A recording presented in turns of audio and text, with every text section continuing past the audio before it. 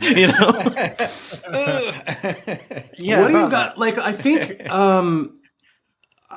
just because this conversation could go in so many directions for probably days on end, can we maybe first talk about back at Way Up? And I want to ask you guys, since you've been in the Linux ecosystem for a lot longer than I have, did you think that Steam machines would succeed? What did you think about those when they were released? Did you have the same kind of fervor and enthusiasm for those? I didn't personally, because at the time there was no Proton. There was just Linux native games, and basically they were trying to sell proto gaming consoles to people with very, very few native games. And so I think from the start, this project was not really going to succeed. Nowadays, yeah, sure, you bring a Steam machine with Proton, you bring SteamOS to a home gaming console that you plug in onto your TV, that's not a portable, I think it would succeed. But at the time, I don't think the Steam machines had really a shot. They had other big problems as well. Like, you had multiple vendors doing these machines, and a lot of them were like ridiculously expensive. You had a couple that didn't even bother to go through with it. You had developers who said they were going to do games. Like, Steam at one point had this big splash page of The Witcher 3 coming to SteamOS. Everybody saw it, and then it was quickly and quietly taken down, and nobody ever said anything about it. You also had like Street Fighter 5. They said, yeah, we're going to bring out a SteamOS version. Years of waiting, it never happened. You had lots of issues like that, and it all piled on, and it was never going to succeed.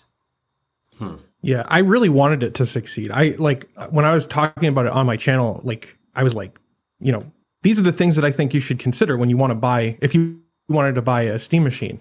But like really quickly after listening to what they were saying, I realized that Valve wasn't taking any of the risk themselves.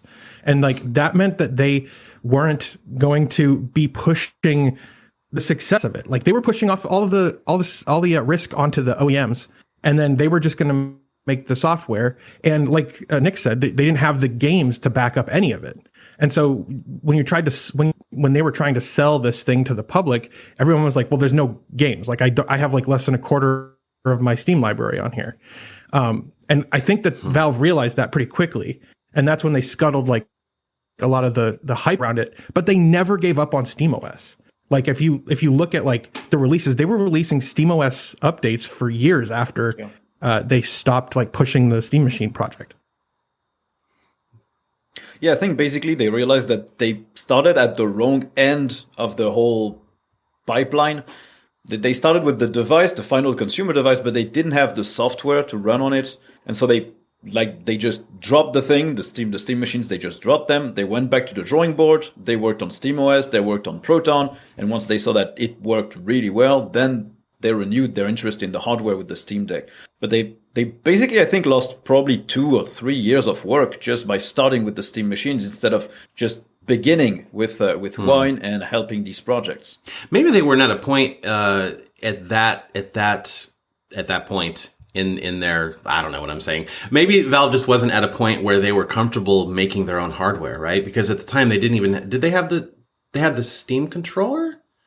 No, they didn't even have that yet, right? So I mean, they hadn't done the partnership with HTC on the Vive. They obviously didn't have the Steam Link box. They didn't have the Valve Index. I mean, they were, so I can understand them wanting to kind of, delegate that out to other OEMs. You know, I mean, they had some great OEMs. The Alienware Alpha was a slick little box, and I loved what Alienware did with that.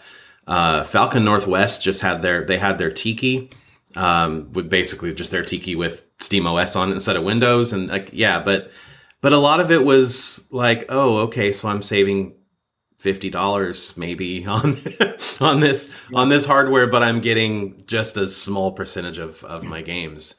So the Steam controller, just to jump in there, sorry. Just a minor correction there. The Steam controller actually came out at the same time. Okay. So one of the interesting things about the Steam controller is that was Valve properly getting into hardware manufacturing. And obviously when it comes to like the Steam Deck and the Index and stuff, that's where a lot of their lessons were learned on, the manufacturing of this device. And clearly, you can see a lot of the Steam controller in the Steam Deck. Oh yeah, absolutely.